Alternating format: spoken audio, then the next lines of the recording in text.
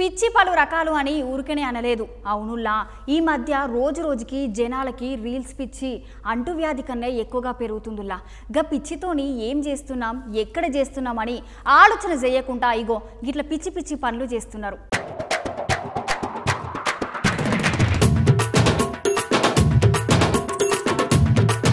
అవునోళ్ళ జనాలకు రోజు రోజుకి రీల్స్ పిచ్చి వీడియోల పిచ్చి మస్తుగా పెరిగిపోతున్నది. గా పిచ్చి పనులతో ఎక్కడున్న మనకి గింతగిన ఆలోచన చేయకుండా ఇష్టం వచ్చినట్లు చేస్తున్నారు. ఇగో అచ్చు అట్లాంటి పిచ్చి పని చేసిరు గా పోరగాలు సుత. ఈ ముచ్చట ఢిల్లీలో జరిగిందంట.